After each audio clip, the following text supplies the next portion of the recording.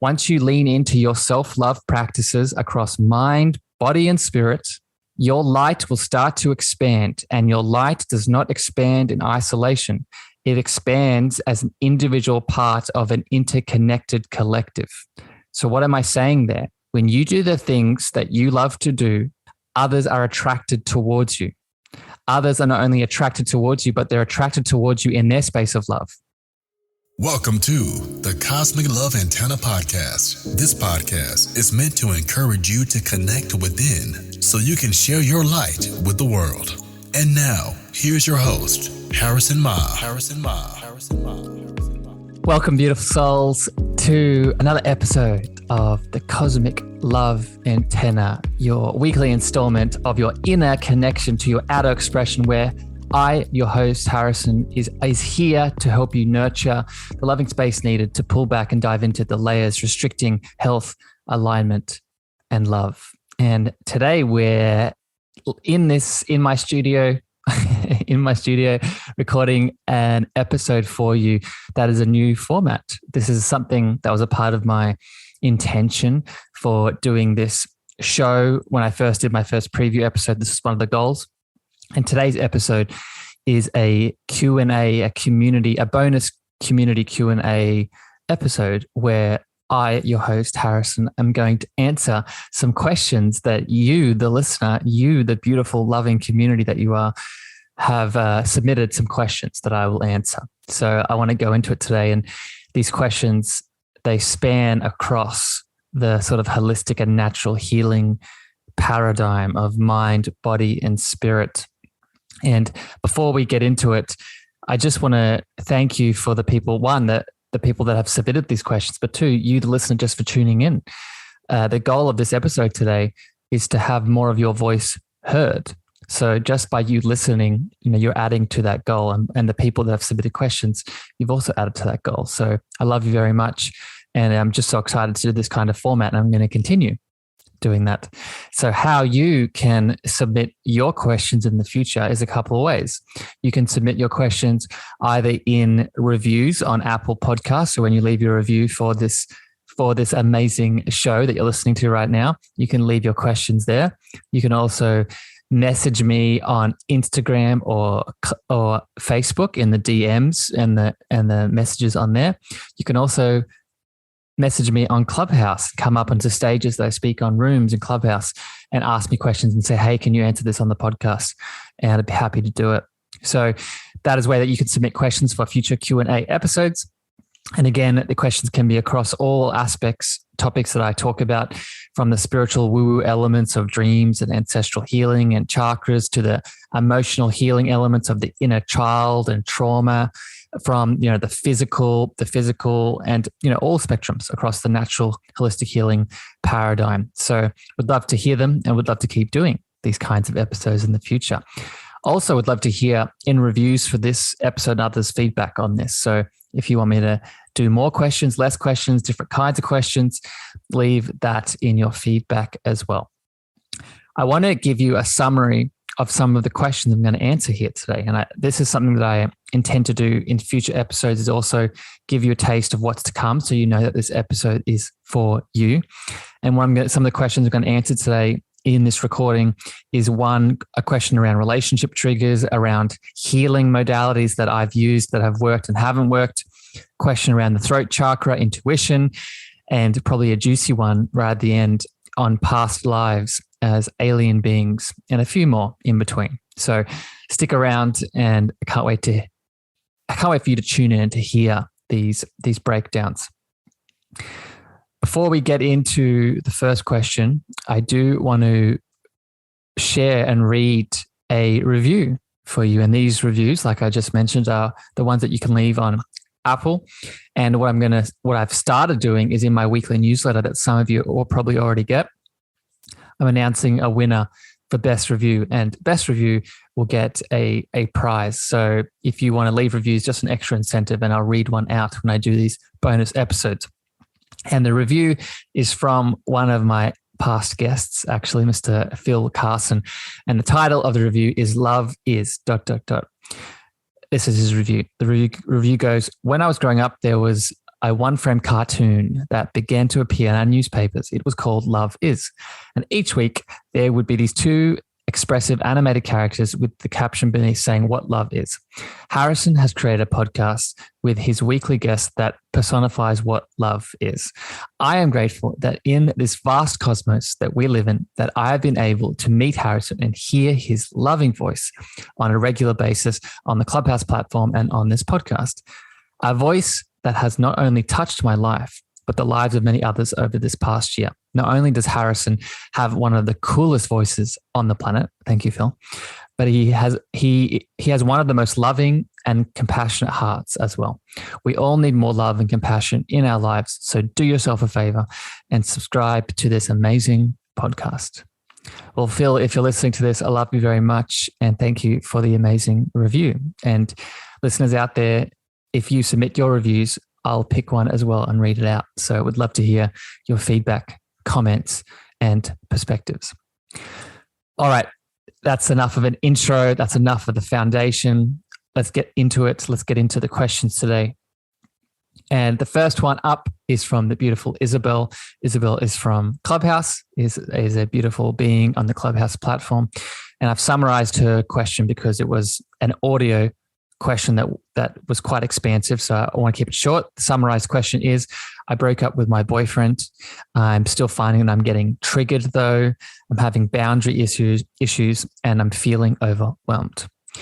Well, Isabel, the first place I go with this question is I drop into the heart chakra. And we have to remember what the role of the heart chakra is. And the heart chakra is not only the balance of the giving and receiving of love. The heart chakra is also the space and place in which our love first gets the opportunity to meet the world, i.e., in our relationships.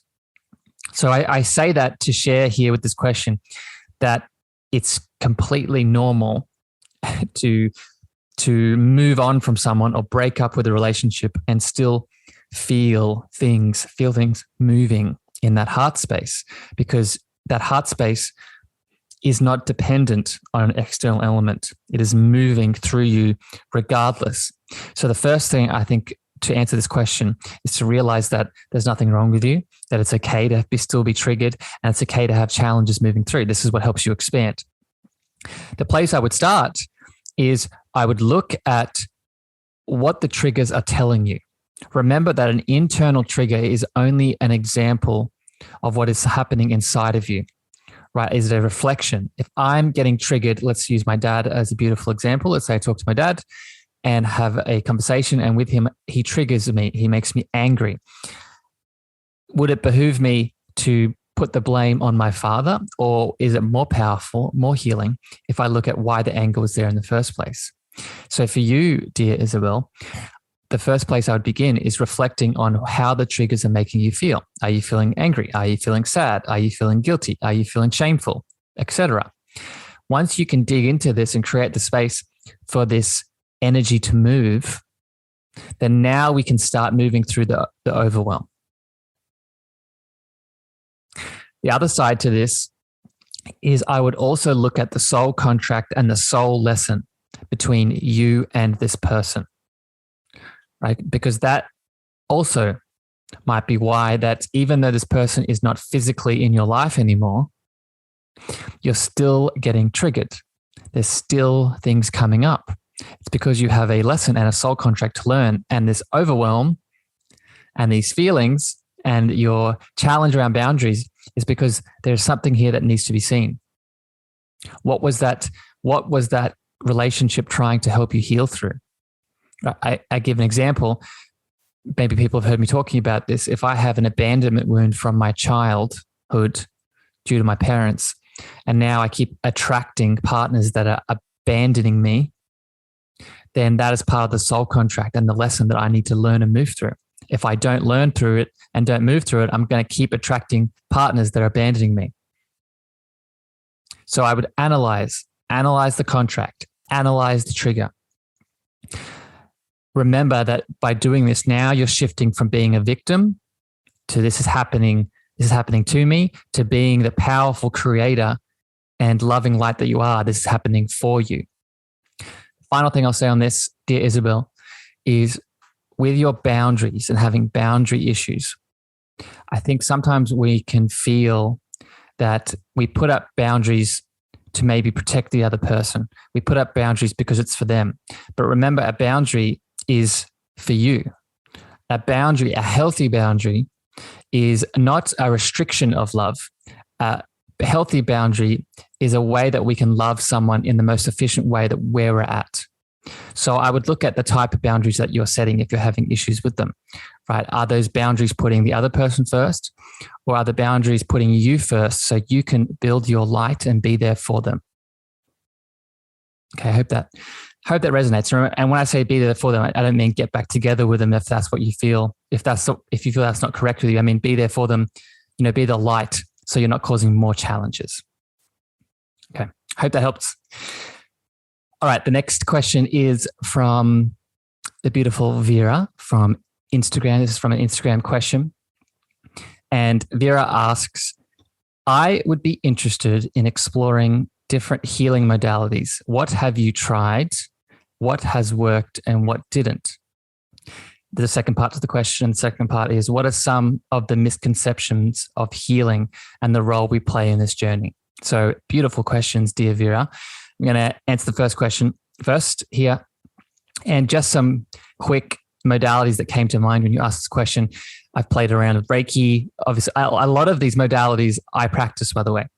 So if you hear me talking about all these things on my podcast or on Clubhouse, I'm talking about them because I do them, right? Because I've had experience with them either as a practitioner or just received them. So this is probably not going to be new to some of you. So the modalities I've used and have worked for me are Reiki, the chakra system through visualizations, deep chakra clearing and cleansing, inner child healing, inner child clearing and cleansing and relationship building, hypnosis. I've played around with plant medicines, different kinds of plant medicines, ancestral healing through guided visualizations, meditations, and other medicines. I've done many kinds of yoga, most of the yoga forms. I've participated in a sweat lodge ceremony. I've done one. I wouldn't count. Technically, people count this as a plant medicine, but I don't. I've done the Bufo alvarius toad medicine, which is a podcast in itself. I have done something called marijuana yoga, or doing a yoga set, but under the influence of the plant medicine that is marijuana, which was an interesting modality. And I also have played around with the Lucia light therapy, which I'm a practitioner of. And depending on when this episode comes out, I'm actually interviewing on the podcast one of the beautiful lights that got me into the Lucia light therapy. So stay tuned for that one because it's an interesting chat. But those are just a quick list of the healing modalities that I've used that have really worked well for me in my healing journey, both as a practitioner and also someone that's helped other people with them.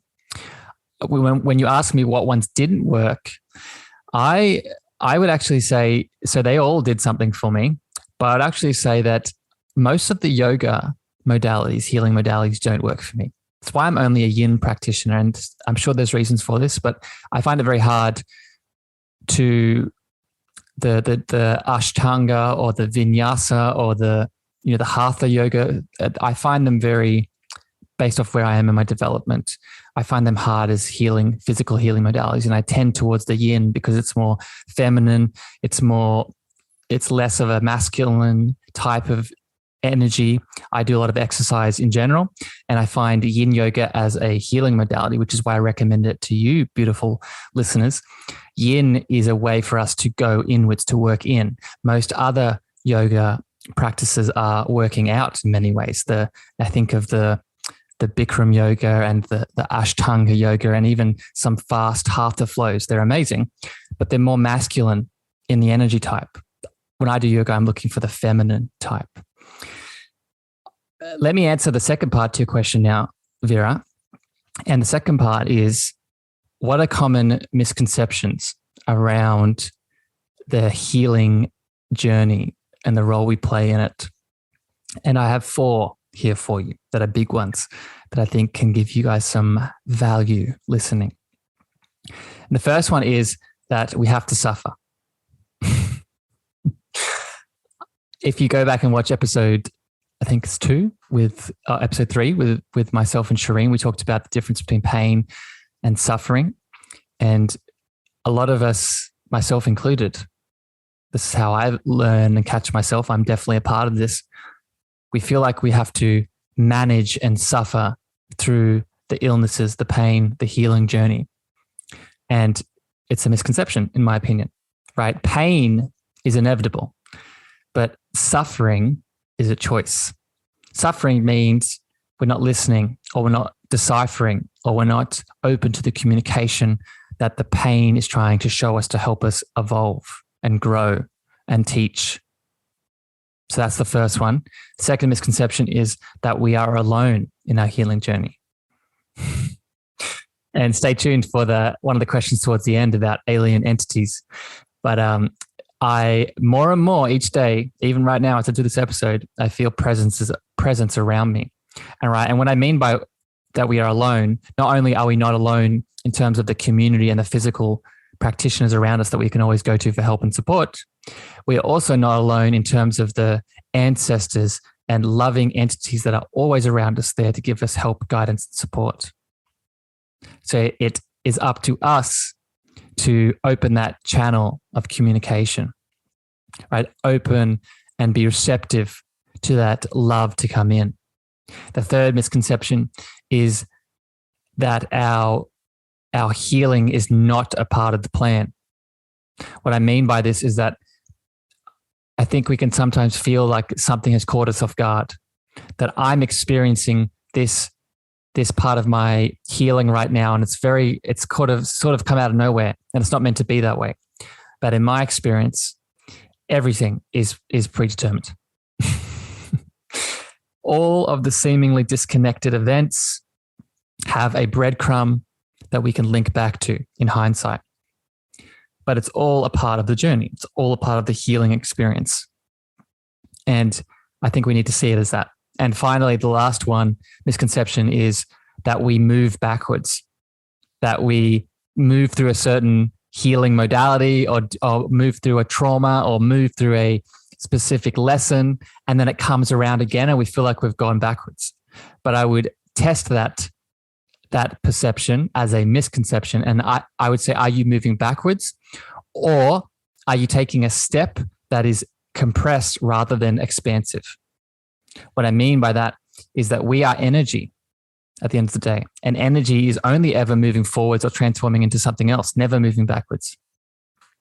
But as a multiple system of systems, we can actually take a step forward that is full of resistance and is compressed, or we can take a step forward that is expansive and open, right? I'm sure we can all relate to this to some degree. Right? We feel heavy when we make a certain choice, or we feel tense, we feel stuck, versus open and expansive and loving, right? So this is where I think people feel like they're moving backwards, but they're actually just taking a step that is compressed. So hope that answers your question, beautiful Vera. Let's keep it moving. The next question is from Lauren from Clubhouse. Lauren asks, "Hi, Harrison. Could you possibly discuss public speaking and the throat chakra? I'm wondering how people would work on their throat chakra to improve their public speaking skills. Thank you." All right. Good one. So I answered this for Lauren on Clubhouse, but I'm going to go a bit deeper into it here on the podcast. And the first thing I want to say is there is a reason, and this helps with starting to expand your throat chakra and public speaking, I've noticed in my journey, is making the connection between the throat and the heart. There is a reason that the throat chakra is on top of the heart. It is because the throat chakra is the space and place in which our love gets to meet the world. And you're probably hearing that and you're thinking I'm contradicting myself with what I said at the start with relationships, that the heart itself is where our love meets the world. So you would be correct, but also wrong. And what I mean by that is, yes, the heart meets the world energetically right? We know that we have an electromagnetic field around our heart space. So yes, electromagnetically, our love meets the world that way, but our love gets to meet the world through our words, right? Through the communication that most of us pick up first through the throat. Okay. So going back to the question, how do we learn to, public speak better using the throat chakra? Is to realize, tune into love, tune into the things that you love to talk about.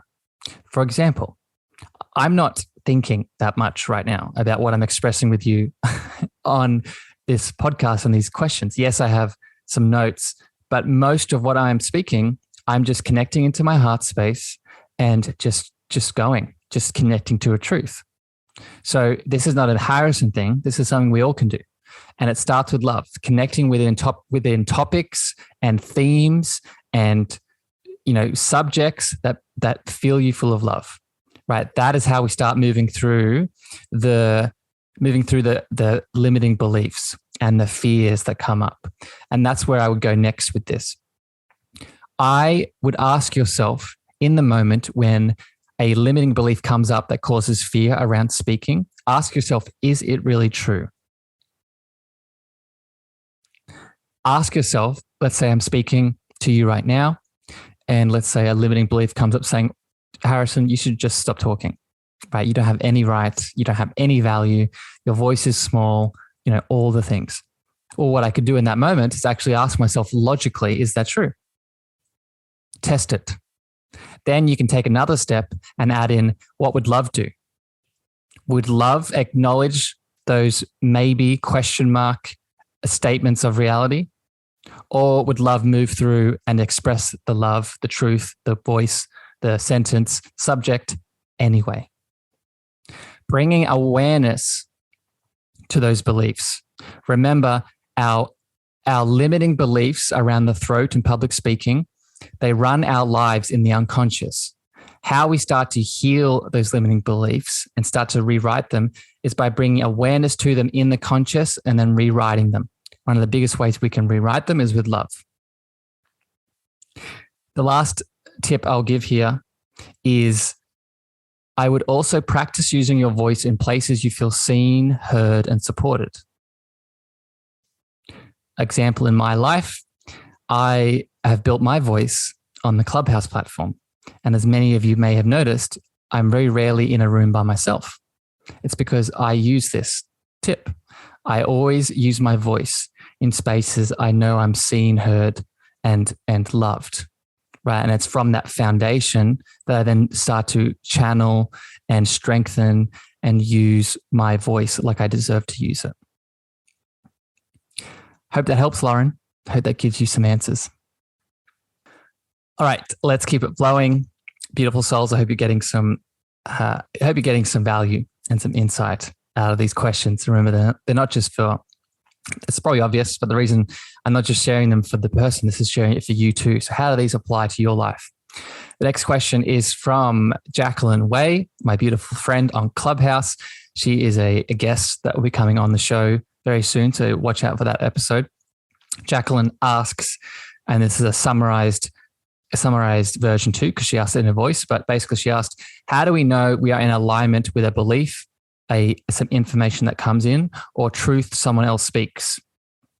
So good question, right? How do we connect to something to know if it's true for us as the individual?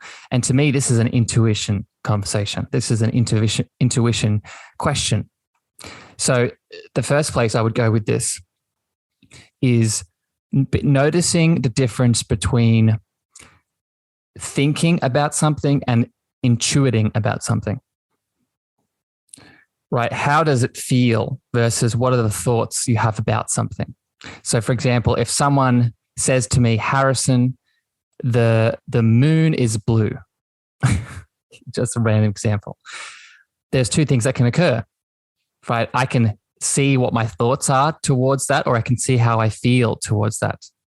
And what I'm getting at here is for you to start building this intuitive sense. For me, a more reliable compass is that feeling sense. Yes, our thoughts can be valuable. Our beliefs A belief is a thought that we keep thinking, but sometimes those thoughts and beliefs are not ours. And sometimes, as we just discussed with the voice, sometimes they can be limiting and restricting. So we want to learn to build our intuition as well. And our intuition comes through our feeling sense. I would also start practicing asking yourself the question, what does a yes feel like in my body? And what does a no feel like in my body? That can also build this sense. That can also start building this little radar that you have. Practice. Practice makes perfect. Start to acknowledge and celebrate yourself when something does come up, when you do get an intuitive feeling sense. For example, for me at the moment in my current stage of development, big part of my intuitive senses is coming through goosebumps on the back of my neck or in up my spine. And whenever I have that sense, I acknowledge it and celebrate it. This in it too cements that muscle. Finally, remember that this intuitive sense is a superpower. It is, if you can start building this sense, what's going to start to happen is that this is your power with the world. Meaning that when you can start building this internal sense of what is wrong or right for you, now you are less reliant on the external world. Right? You're gaining your power back. I probably don't need to explain why that's so important in the world right now, right? In all the many kind of ways. So just another incentive to go deeper into this beautiful intuitive sense and to practice it. All right.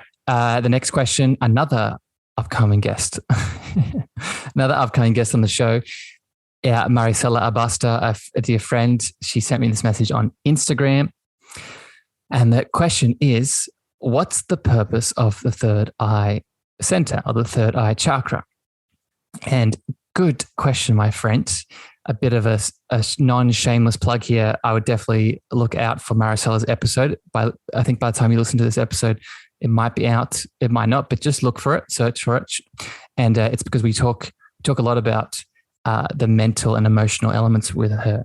But to answer your question here, Maricela, for everyone listening, one of the main purposes for the third eye, in my experience, my opinion, is that it is the gateway to our spiritual senses, our clear senses, our deeper sense of intuition, our deeper sense of channeling, our deeper sense of clairvoyance, clairaudience, clear empathy, all of these spiritual senses. Right? These are the third eye helps us see beyond the physical. Right? So these are senses that go beyond the physical world, seeing auras, seeing entities. Right? This, in my opinion, is why the third eye is such an important area in our system. It is because it helps us connect to them. And let me be very clear, every single person listening to this right now has clear senses. It is not a matter of if, it is a matter of how long will it take you to remember them. And the third eye is the gateway to them. Maricela also added a piece to her question. What does it mean if it feels like, in her words, I quote it here, my third eye is coming out of my head? And Maricela, I would say to you and to anyone else with this symptom, I would ask what needs to be seen, right? What are you not seeing? To me, the immediate hit I got when you asked that question is your third eye is trying to get your attention so badly that it's not, but it's jumping out of your physical body. So there's something there that you are seeing with your physical eyes, but not seeing with that spiritual, intuitive, clairvoyant eye. So that's a big one. Hope that helps my beautiful friend. All right, let's keep it going.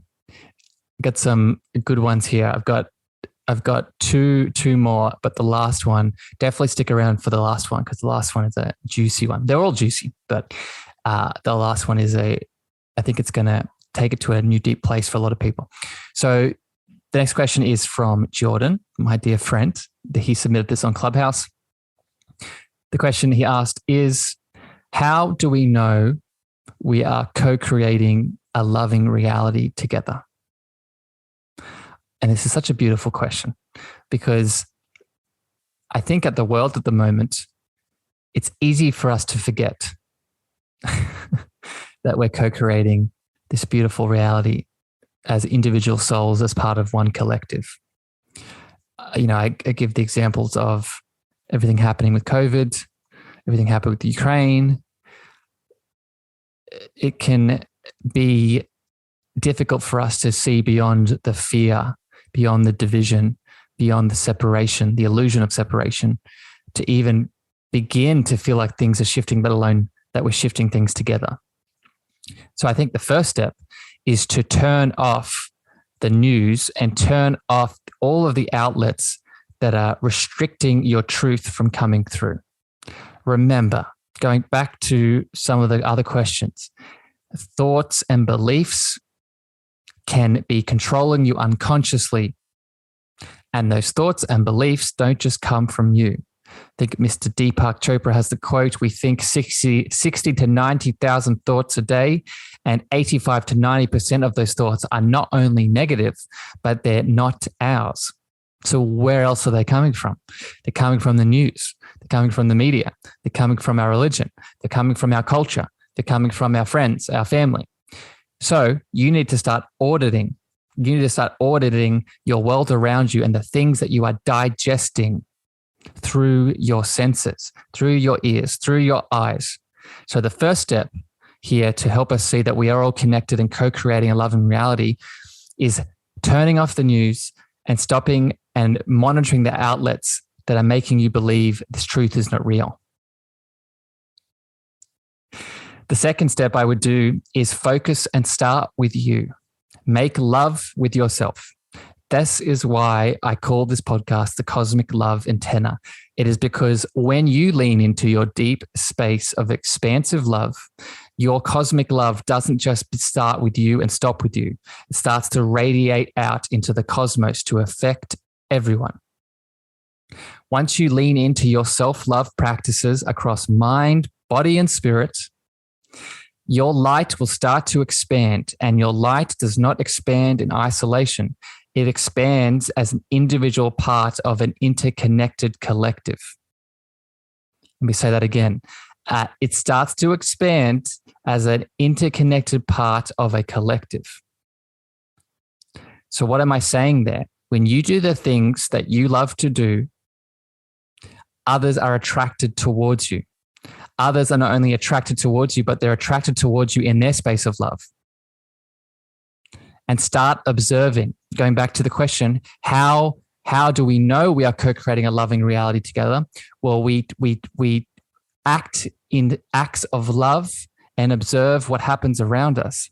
For example, if you have seen me talking on Clubhouse, again, am I ever talking alone? Or do I have a lot of mods and other beautiful souls sharing their love with you? That's not a coincidence. Most of the time, it's hardly ever planned.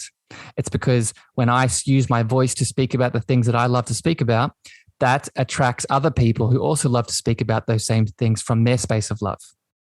So feel it, act in it, move from it. When you do these things, you start to see the truth of reality. And the truth of reality is not only are we individual, powerful, creative beings that are creating all the time, we are also a collective of individual beings creating all the time together. We just need to allow ourselves to feel it and see it. I hope that answered your question, Jordan. That one got me a bit fired up, but I hope it gave value, and I hope I didn't get too esoteric with that one. But I truly believe it. So love you, my friend. Thank you for such a deep and meaningful question, as these all are. The last question here that I want to answer. And like I said, it's a big one. It's actually big, but also big in terms of how deep it is. So I'm going to share it with you, and then I'll break it all down. Don't you worry. So this question is from Ashton from Instagram. And this is her question. Hi, Harrison. So since it seems like you believe there have been multiple life forms throughout our reincarnations, aliens, outwardly beings we don't know about, worldly, multidimensional entities, etc., we are always consciously aware of, and I share the same viewpoint as you.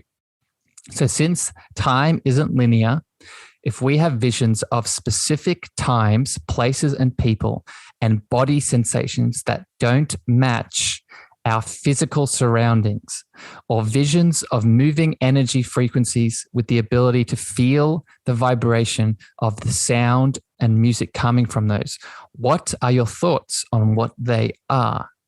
Are they past life regressions, alternate timelines of my soul, my spirit guides being super sassy and putting the answers blatantly in my face?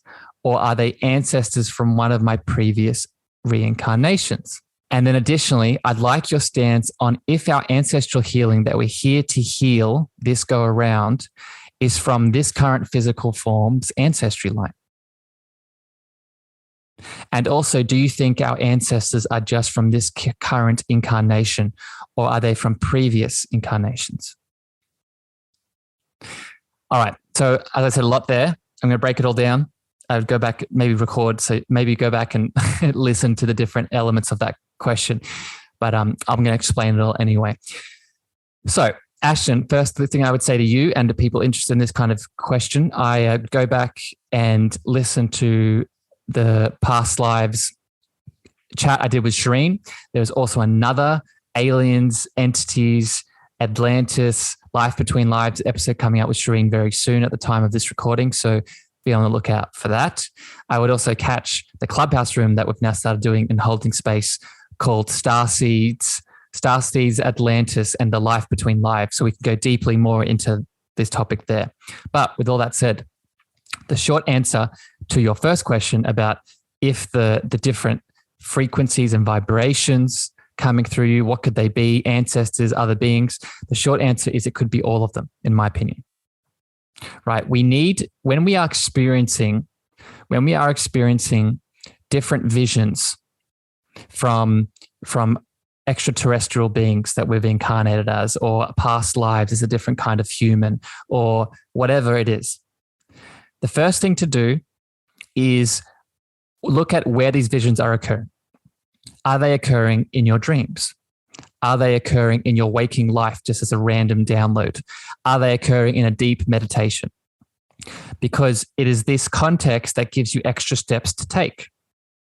Right? For example, if you did a meditation and the intention of that meditation was to connect deeper to your heart space or to release wounds around your heart, then a particular vision that you get around a past life on an alien planet, or a past life connected to your spirit guides, or a past life in another ancestral body, that's going to have more context, right? One of the main points here I want to make you see is that you're never given these images for no reason, and you're never given them if you're not ready to see them. So look at the context in which they occur in. Look at, like I said, the intention you set in the meditation. Look at what you said before bed in your dreams. Also look at the challenges that are happening in your waking state, right? For example, let's go back to what you said. You said you were experiencing, you had the ability to feel the vibration of the sound and music coming from these energies and these visions. Okay, what else is happening in your life at the moment? Right? Are you moving through a transition with a job? Are you moving through a transition with maybe your job is asking you to share some gifts, right? And now these visions are coming up to show you some innate gifts that you have from an ancestral line. So the point I'm making here is look at why and what is happening in your world, especially when it comes to abilities, right? If there is an ability that you've had in the past as a human, as an extraterrestrial being, as something, then that ability is still inside of you. It is in the unconscious, subconscious mind that keeps track and records everything.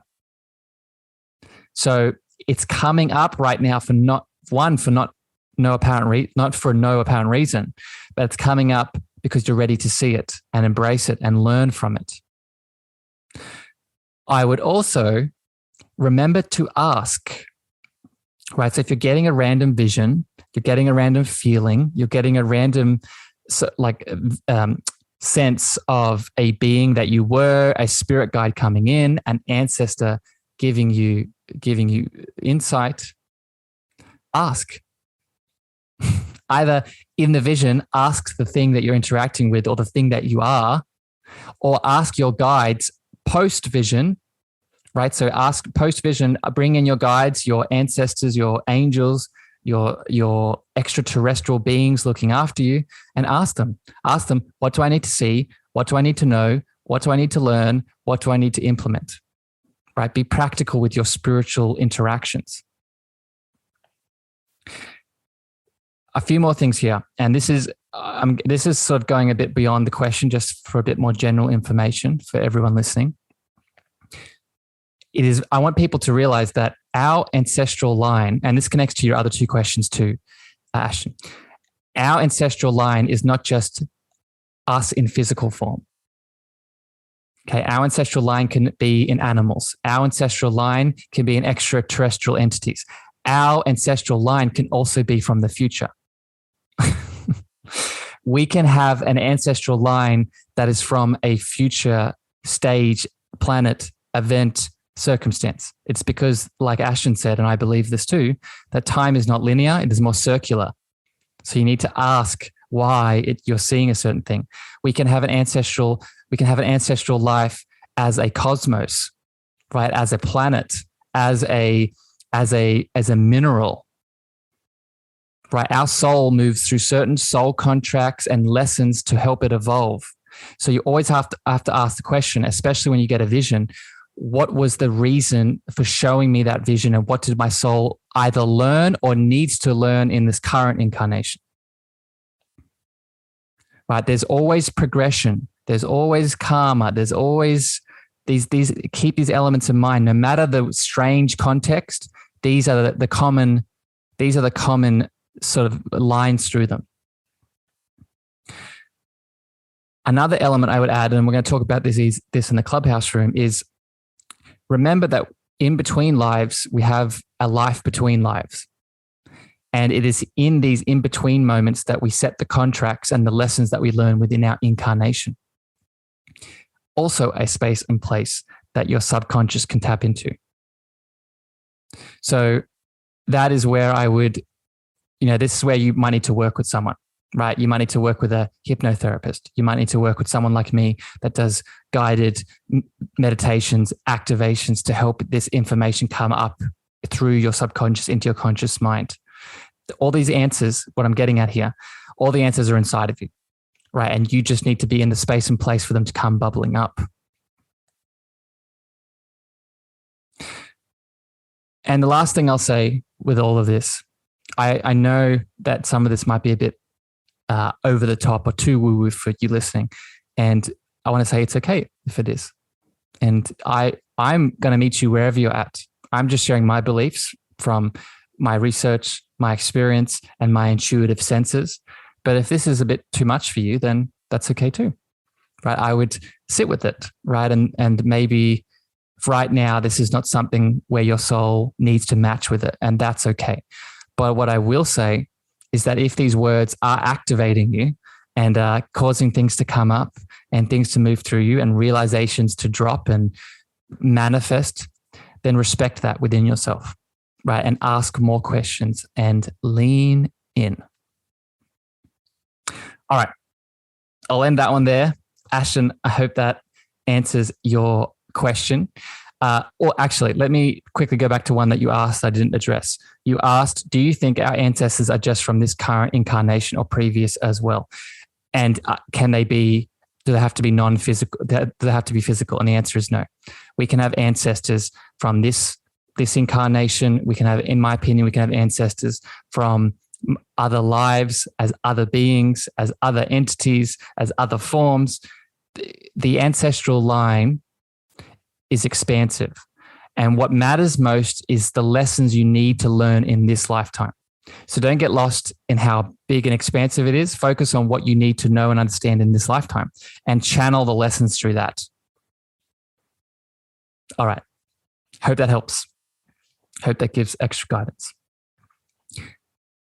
Beautiful souls. I'm going to leave it there. I hope this question and answer format gave a bit of extra love, extra guidance, extra support today with what you need to move through. I'm going to continue doing these kinds of episodes because they're super fun.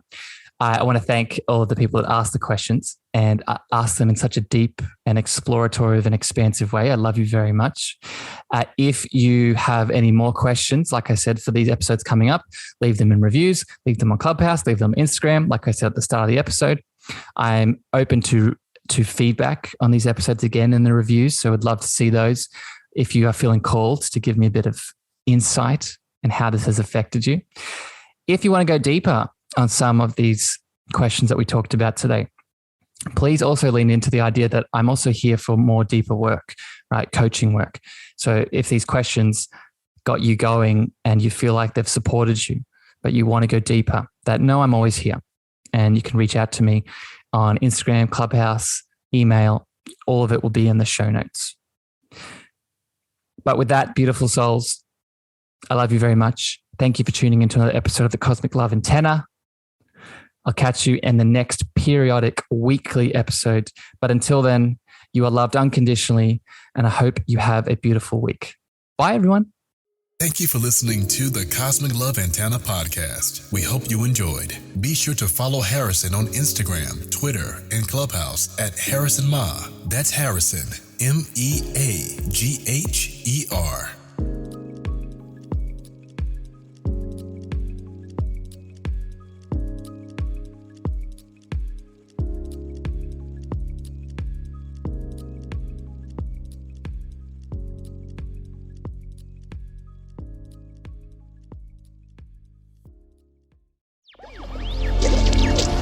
Electric acid.